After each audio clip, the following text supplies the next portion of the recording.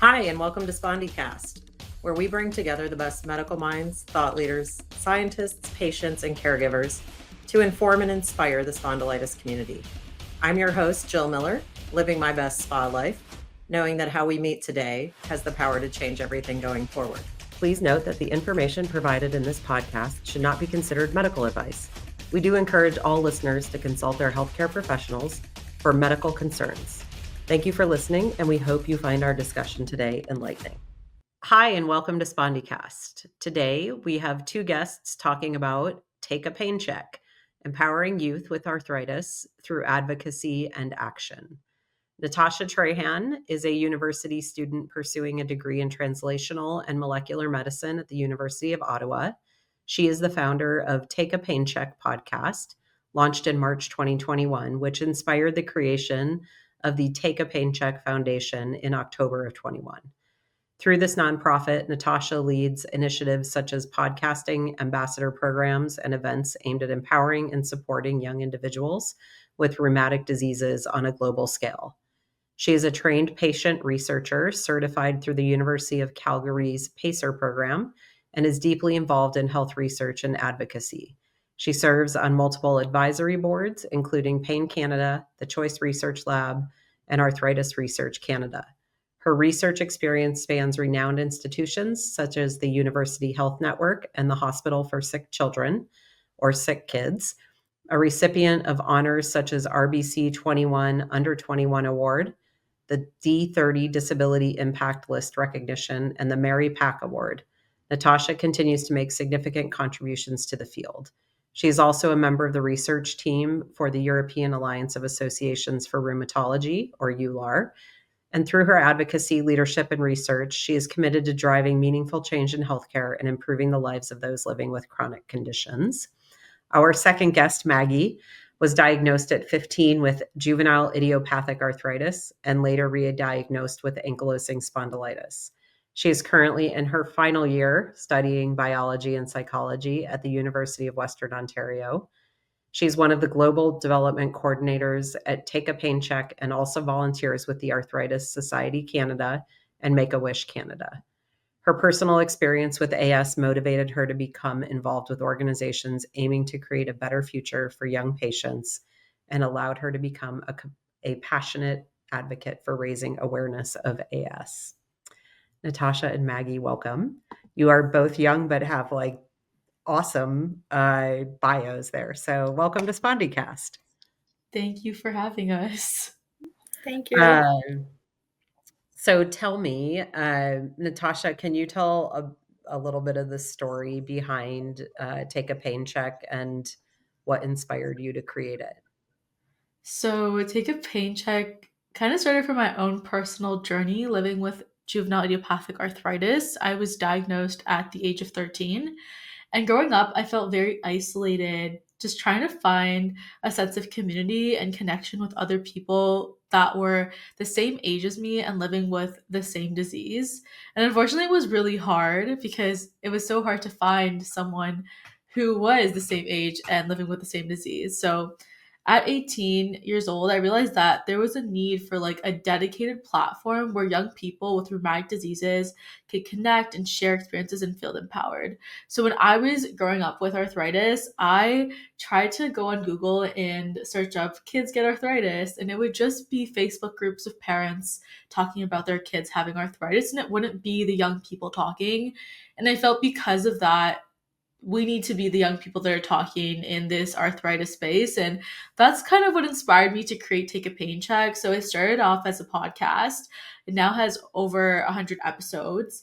And in addition to that, in 2021, when I created the podcast, later that year, I created the foundation. And this has several different programs, which I'm sure we'll talk about, that just basically support, empower, educate, and raise awareness for young people with rheumatic diseases. We really want them to feel like they can do so much with their life, because I feel like when I was diagnosed, I felt as though my life was over. Like I wouldn't be able to do what I want to do in terms of career, or just like in general, my life was so uncertain. And so I want to make patients feel very reassured and support them. And so that's kind of what we do at Take a Pain Check. We're youth led, and young adult led. And we really, everything that we create is like the ideas are from patients that are young adults living with Yeah, rheumatic diseases. I love that. Thank you, because it's not easy with either a chronic disease or at a young age to really get something like that off the ground. So it's inspiring. Uh, so Maggie, put you on the hot seat. You have AS. How did you first get involved? What was the moment? Yeah, so I would say I've been a follower of Take a Pain Check since the beginning. Um, Again, as Natasha had mentioned, I had very similar experiences, very isolating at diagnosis, not having a lot of community. In Ontario, they actually have Arthritis Society. Canada runs camps all throughout Canada for kids with arthritis. So I had the opportunity to go there, and I actually had quite a few friends from arthritis camp that started off as episodes on the podcast with Natasha. So I kind of like was able to support them and watch their stories as well. At that time, I wasn't most comfortable yet with my story. I wasn't ready to share it. So I was just kind of watching from the sidelines and supporting my friends. Eventually, I was able to become a camp counselor with the Arthritis Society. So that's when I kind of put on my like advocacy pants, I guess, and really wanted to start getting involved with other organizations that were aiming to make the future better for youth with arthritis. And so I got involved with Take a Pain Check first around 2023. I think I first started, and I got involved with their youth committee, which was with another organization. And we made some infographics from patients for patients that navigated different areas like school, work, family life. So that was one of our projects. And then I eventually reached out to Natasha saying that I wanted to be an ambassador. So I got involved with that. And the ambassador position, I was making videos on TikTok and Instagram, sharing story, making just relatable content that other young people could relate to. And so I made videos or written blog posts and just gotten involved more. Eventually, now I'm into my role as the global development coordinator, one of them at Take a Pain Check. And so my main program that I run there is the Young Scholars Program, which we offer scholarships to students with rheumatic diseases and other global Amazing. projects. That's amazing. I was actually Googling that not too long ago. I have a high school junior, and was like, "Oh, is there anything available for people potentially living with spondyloarthritis?" Uh, so, in your journeys, uh, you know, obviously, you guys have a strong focus on youth, and you are youth. Uh, what did you find that was missing? Like, what was the voice of young people that really made you think through, like, oh, once they once like patient organizations are focused on people further in the journey or of a different age, like, was there a moment where you were like, or a particular like story you heard and you went, the generations are disconnected?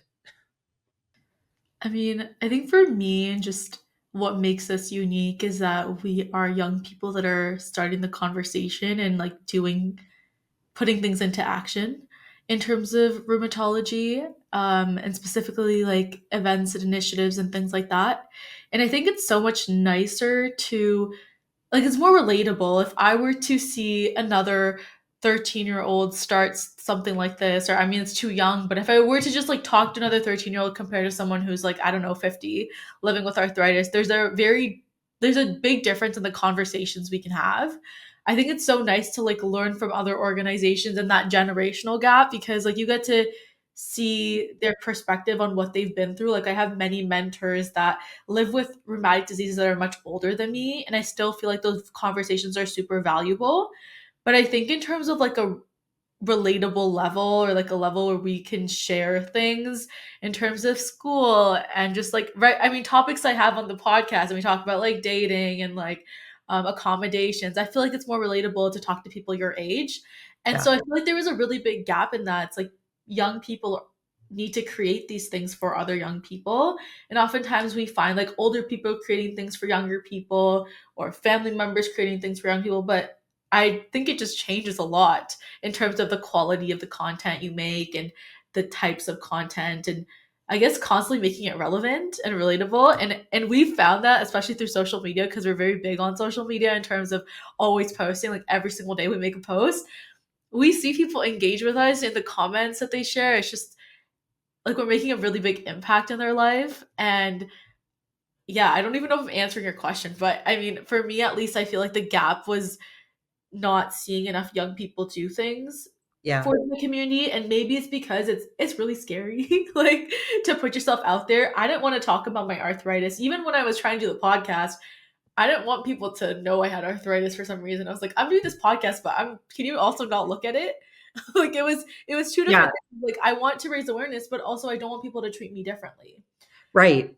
Yeah. I don't think that changes from generation to generation. Oh, yeah. But it's difficult. I mean, and you and I share that we both host a podcast on this topic, or, it's, uh, at, I am the 50-year-old with arthritis. But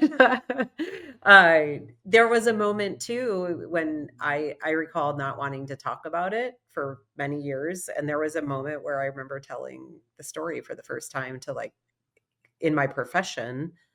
And it was the anxiety leading up to it was much just huge compared to the reception. But yeah, I can see for you, like, it's very brave at your age for both of you to talk about it. So can you tell us, beyond podcasting, maybe a little bit about, like, what programs you have, and then, what's been most meaningful to you of the work you've done? Yeah, so I can talk about some of the programs. Then Maggie, maybe you can expand on those. So we have a couple different programs, and I guess at first it did start as just a podcast. And when I was starting the podcast, people were coming to me on social media and saying, "Oh, do you have a support group that you offer, or do you have programs?" And I was like, "No, it's just a podcast. I don't have anything else." And they were saying, "Can we talk to the guests?" And I was like, "Maybe."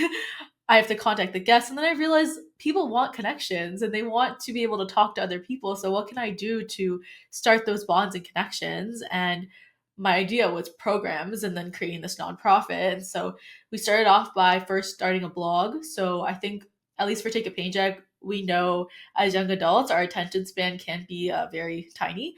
And so we have different things. So we have the podcast, which could be anywhere from 45 minutes to an hour long. We have a blog, which you can read that'll take 1 minute to 5 minutes. And then we have 60-second TikTok videos. So it's like if you don't want content in those, in like one or two of those ways, you have some sort of way to find content on our platform. So that's something we offer in terms of like education.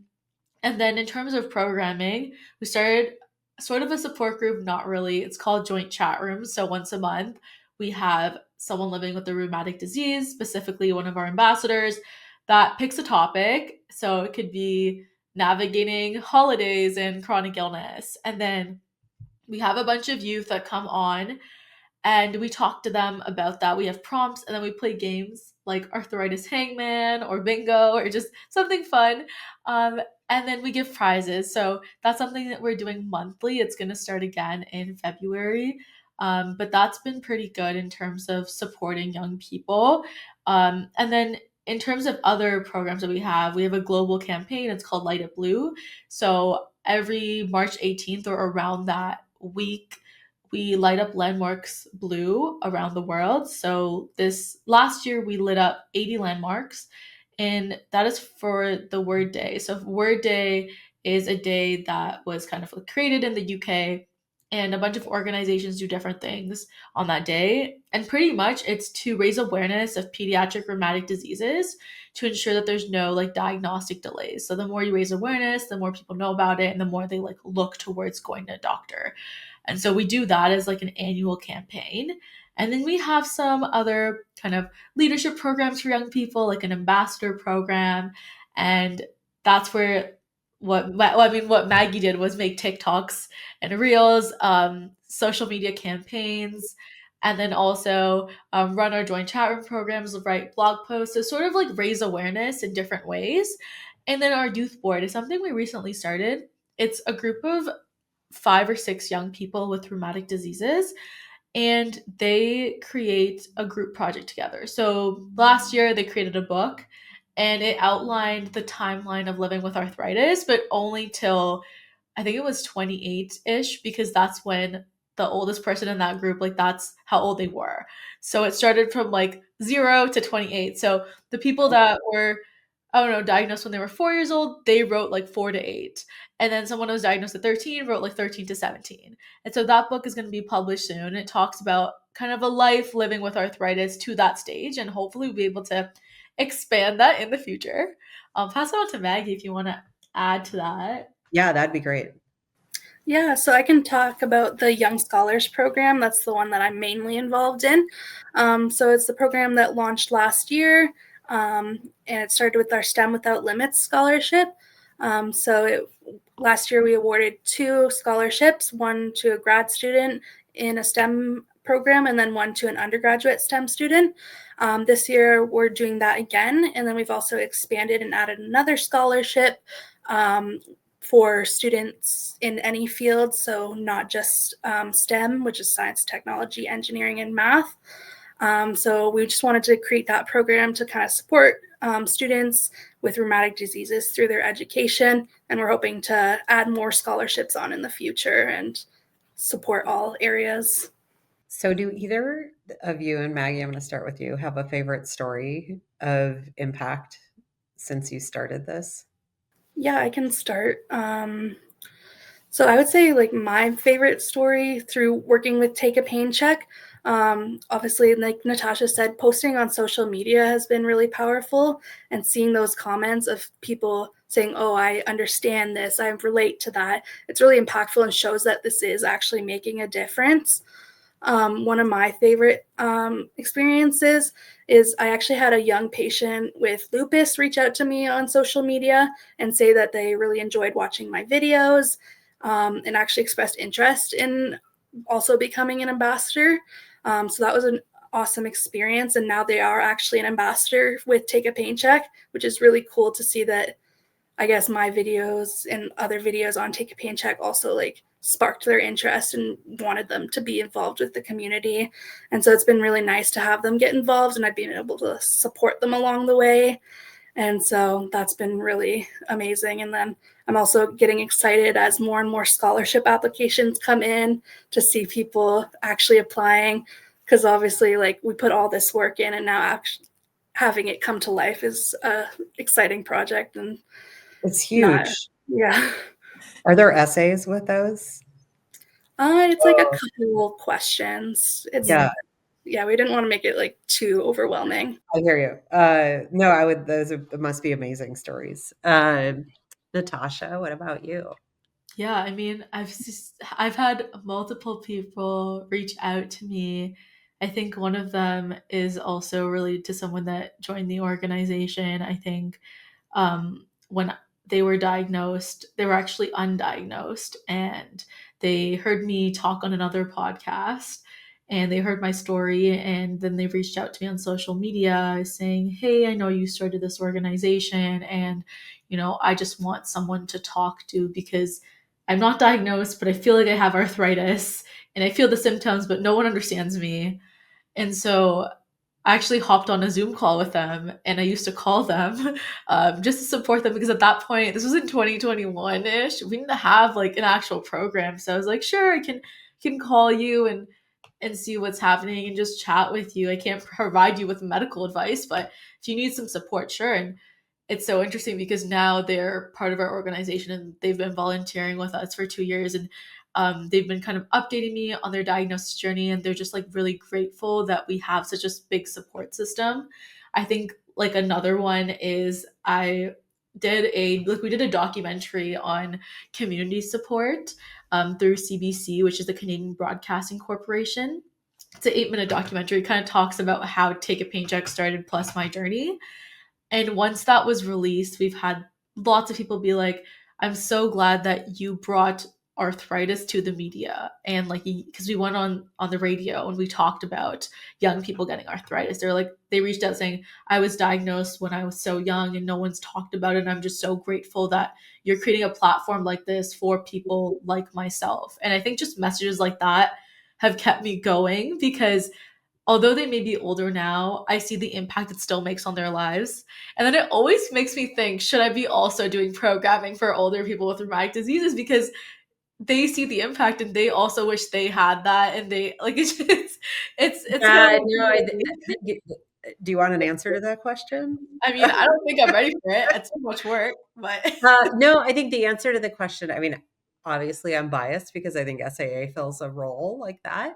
Um, but that doesn't mean there isn't, right? There isn't space. But I would think, because one of my questions in 3 or 4 minutes is like, what's your moonshot for, like, yeah. combined with your educational foundation, and you also have a chronic disease.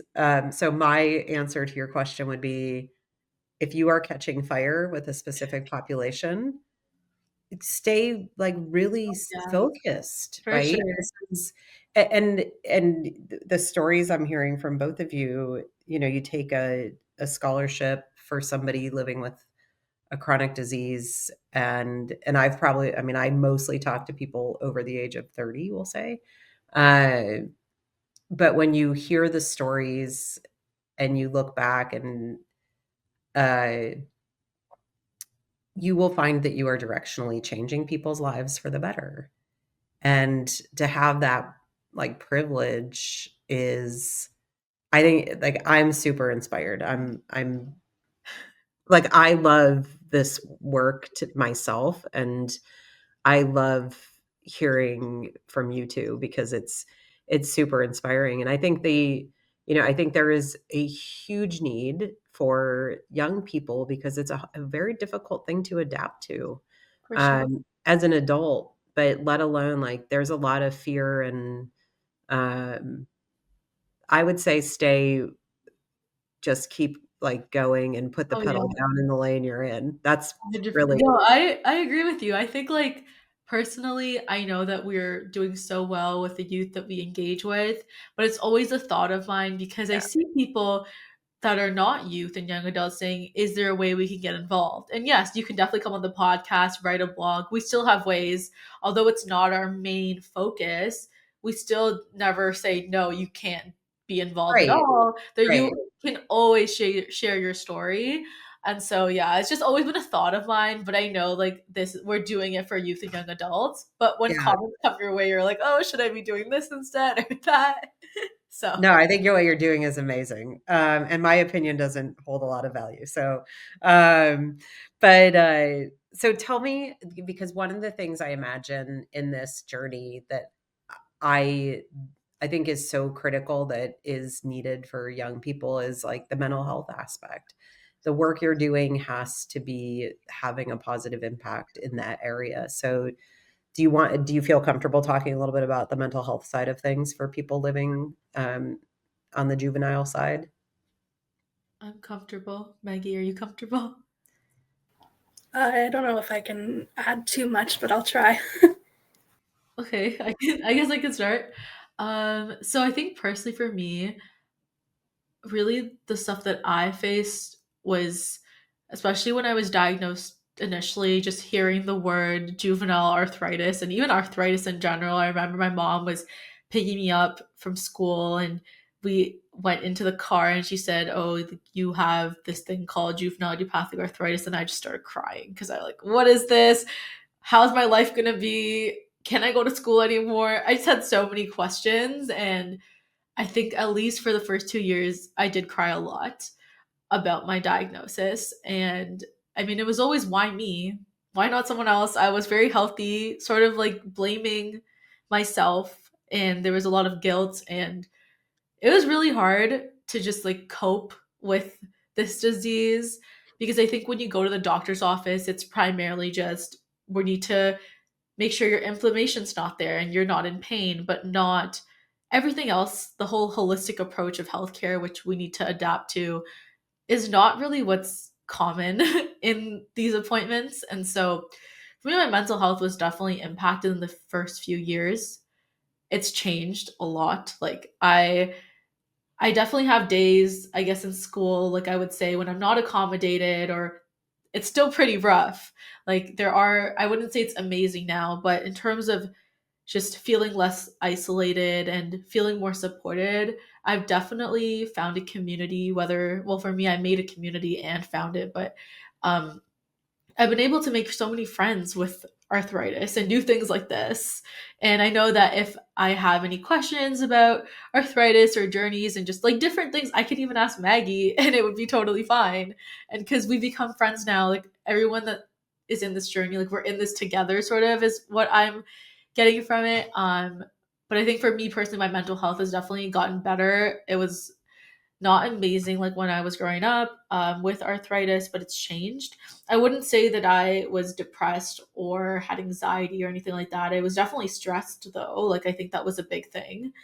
And in terms of other people, like Maggie mentioned, we actually did a project called Make Room for Youth with the Canadian Arthritis Patient Alliance. And we did a survey. So we launched it and we had 70 people respond. And we realized that one of the biggest needs for people with rheumatic diseases is for us to focus on mental health. So it was like mental health, work and health, school and health, I think like relationships. Like we had 6 main domains of areas of need, and mental health was the biggest one. And there's just like different aspects of mental health. People were saying just the word like arthritis and being really associated to that causes so much like isolation. And then just like the other things you mentioned are the transitioning of care from pediatric to adult care that causes depression for them. And not only that is you don't just live with one condition, sometimes people have multiple conditions, and there's the mental health aspect to that too. So in terms of mental health, I think it's such a big thing for young people with rheumatic diseases or just like anyone in general. But I think we need to focus on it, and I don't think we focus on it enough in like the healthcare system. Yeah, I agree. Maggie, are you okay? You're good? I Yeah, see I'm the good. hesitation on your face, even though our listeners can't. No, I'm good. I'm good now. Now Natasha gave me some inspiration. So yeah, I guess mine was probably very similar to Natasha's experience, very isolating at the beginning, very lonely. My biggest transition was transitioning from pediatric to adult care. My pediatric rheumatologist was pretty great. She was always like checking in, making sure things were going all well with inflammation and just like in general, my health. So she was really great with that. When I transitioned to adult care is kind of when things went downhill for me with my mental health as well. It was a very difficult transition. They were essentially going through the whole process of re-diagnosing me, even seeing they were trying to tell me that I didn't even have arthritis. And then that, again, is like a very hard thing to go through. I've been told I had it for like 2 years, and then they're just telling me, oh, actually you don't, we don't think it. And they just took all my meds away, took me off all my meds. And so and that was like a very big spiral, because then I was like receiving that medical gaslighting, and then I was also like gaslighting myself, saying, oh, maybe I don't actually have arthritis. And then I was just like going through that whole spiral, and that was very isolating. Had lots of bouts of just crying, like Natasha said. But I think sometimes it's good to just get those emotions out, just lay it all out. And then I've been able to, as Natasha said, again, meeting other people has been a very impactful thing, and making me feel more comfortable sharing my story and just learning the importance of that. And again, I think it is very important. Mental health is a very important topic that definitely needs to be focused on more, and the highlight. 100%. Yeah, 100%. I would agree. Okay, so Maggie, I'm going to start with you. And you both have really impressive like bios and the degree programs you're working on. Um, So I'm curious if those were chosen at all based on your having arthritis. But like, what's your moonshot? Like, what is it when it's all said and done? Like, what do you hope to have changed in the world? I'm gonna make Maggie go first. Um, my I've always had like a very strong interest in science, and that's like inspired me to go through. I would say like my biggest passions are science and like wanting to help people, and I wanted to go into like a career that I could combine those two. Um, I'm still working on what's next. I've been applying to my master's, hopefully to do that, but my volunteering is really impactful to me as well and meaningful, and I try and choose organizations that have like a personal connection to me and like personal meaning. So I volunteering with Take a Pain Check has been one of those, and I wanted to get involved with the arthritis community and also like make more resources and things in the future. So my main goal, I wouldn't say, is like connected to arthritis in general. I'm interested in like forensic science and stuff like that. But I definitely want, through my volunteering, I definitely want to help more and keep doing that and finding more programs and stuff that we can aim and dedicate towards young people.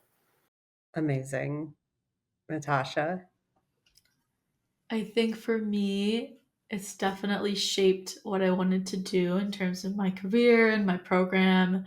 Originally living without arthritis. I mean, I was diagnosed at 13, but even I only really knew when I was 18 or 19 when I was going to go to undergrad and what I wanted to do. Before that, I was like, do I want to be a French teacher or a music teacher? I was not going to go into like healthcare, science, anything. But then I got involved in a lot of research, and I think that really helped me understand my own disease, but also helped me understand what I wanted to do. So I started joining research groups across the world actually now, and just contributing to rheumatology research has really allowed me to understand what I want to do career wise, and that is go into the healthcare field, hopefully medicine. And so, yeah, I think my diagnosis had definitely shaped what I wanted to do in terms of my career, but I think it's also helped me understand more of my passions. I mean, I've always been like singing ever since I was growing up, and that's the thing a lot of people don't know about me, but I think that helped me be able to be so confident that I could do a podcast and do all these other things. And so I think just like my whole kind of journey growing up has shaped what I want to do. In terms of my hopes and aspirations, I do want to be a rheumatologist. So let's see what happens there. And I do want to continue to be involved in research because I feel like a lot of the times patients are not involved in research, and it's so important because they are the ones that are going, like, whatever the results are or the findings are, it's going to impact the patients, so the patients should be involved. And so I've been involved since 2020 in multiple research projects, and so I want to continue doing that. um yeah, and then Take a Pain Check, I think there are lots of hopes and dreams there we could talk about. Is there anything you've learned you're in molecular biology, is that right? I'm in Or translational medicine, which is translational medicine. Is there one thing you've learned that you're like, "Man, I wanna go solve that problem?" in school in particular. Oh, I it feel combined with your lived experience. Yeah, I mean, I feel like there's so much. Yeah. I mean, yeah, there's so many problems we need to solve. Uh, but in terms of like what I'm learning at school and things I want to solve, I think my main thing is just in school, especially, I've given some talks on like making research accessible because a lot of my program is research focused, like how to make research accessible, how to engage people with lived experience in research, and all those different things. And I think that's one of the problems I want to solve. It's like a lot of researchers are doing amazing research, but they're not thinking of the patients first all the time. And so I want to be someone who teaches like researchers how do we engage patients in these research, how can advocacy groups or even like organizations like both of ours help these researchers and physicians out. And like those are things that in school, at least, like I've been able to learn that we are lacking a lot of that. And a lot of the research teams that a lot of my peers are in, like there's not, no patients are engaged. In my research group, there is, but there isn't in all of them. And I think I see like such a big difference, and I definitely want to change that. On a larger scale, I want to find a cure for arthritis, but I don't know if I'll be the one to do that. I get the feeling you're gonna be instrumental in some of these, but, Hopefully. yeah, no, I think right, what is my mantra for this year is focus on the action, not the outcome. Yeah. Uh, so on that note, how do people, engage with you? How do they get if they're interested in supporting you or interested in being an ambassador, uh, how is the how do they do that?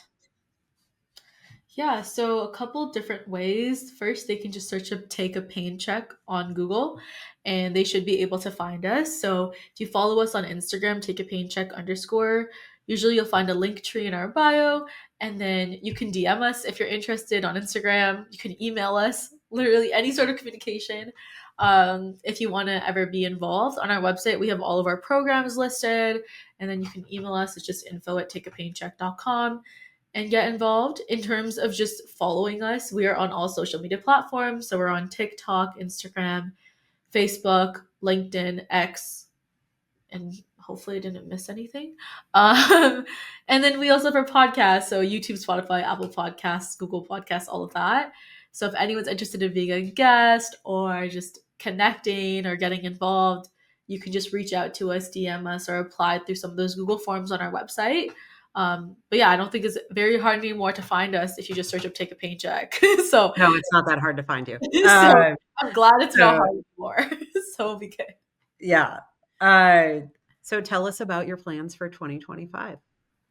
So one of the big things that we're working on is an in-person event, and that's going to be on Saturday, May 31st from 8 a.m. to 4 p.m. in downtown Toronto. So it's going to be our first in-person event. It is called Unity Through Rheumatic Diseases, and that's where we're going to be able to connect with youth and young adults living with rheumatic diseases, and some rheumatologists and researchers will be coming. We'll have some workshops and we'll have speakers for panels as well as lots of activities planned for that day. So that's something we've been working on. Maggie, do you want to add something?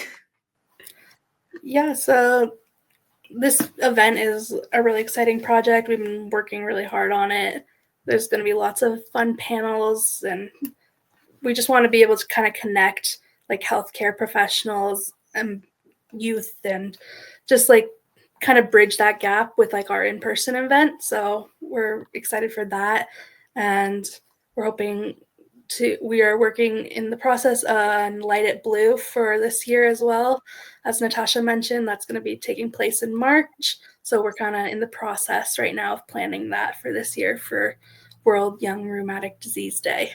I think I also wanted to add that for our in-person event, our main topic is the transition of care from pediatric to adult rheumatology.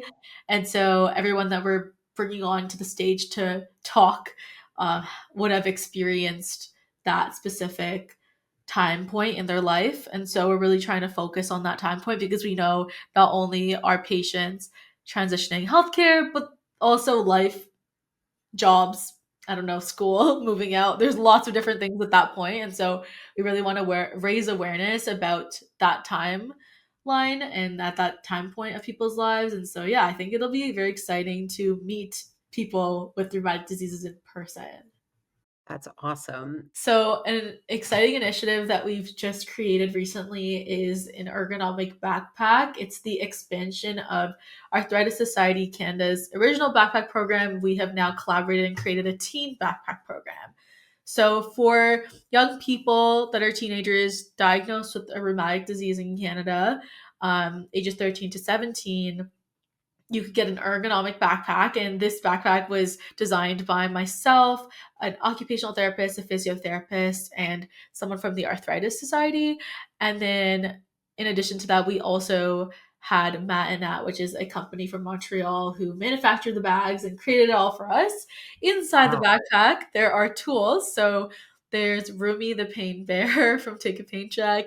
We also have a hot and cold pack. We have pencil grips, zipper pullers, just lots of different items like jar openers, things that teenagers would find helpful. And on top of that, there's also like a recommendation resource sheet that I've written for patients that lists some apps they can use for symptom tracking, some of our programs that we offer. So that's something that we've started in Canada. We're going to see how it goes. And then if it goes really well, which it is definitely, like we just started, we've seen lots of people engage in getting a backpack. Then hopefully we'll be able to expand that. And yeah, I'm just really excited because I feel like I wanted resources when I was younger and initially diagnosed. And that's why I found that creating something like this gives initially diagnosed patients a list of things that they can get involved in and tools. If they don't want to get involved, they can just like listen to the podcast or listen to something. At least for Take a Pain Check, what I've tried to do is kind of imagine it in three phases. One, you're initially diagnosed and you're in denial. And the second one is you want to learn how to advocate for yourself. So you want to basically, you can join our joint chat room or listen to our podcast or like read some blogs. And then when you get those skills on how to advocate for yourself, you then want to advocate for others. And then we do things like volunteering with us and our executive team, ambassador leadership. So I kind of see it that way, and how my journey has been that way too. And I try to, any patients that are getting engaged with us, try to see like where they're at and how they want to be involved. And so at least for this year, we're hoping to also like engage more people in our organization and just expand everything that we're doing. Amazing. Maggie, did she miss anything? I think she's good. She's got it. A final question I usually ask is like, what gives you hope? But frankly, you two give me hope. But I would love to hear what does give you hope.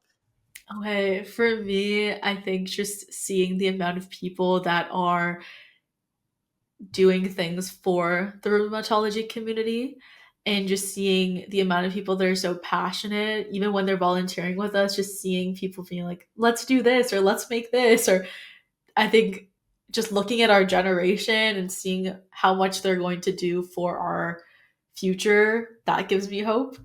And then the research that's happening, I feel like because I'm constantly engaged in research, I see that there's hope for us as patients in the rheumatic disease field. So those are the two things that kind of keep me going and gives me hope. I'd say like research and then just community members that are doing really well. And I see that, we have lots of potential and the impact that we've made. I know that we can do so much more.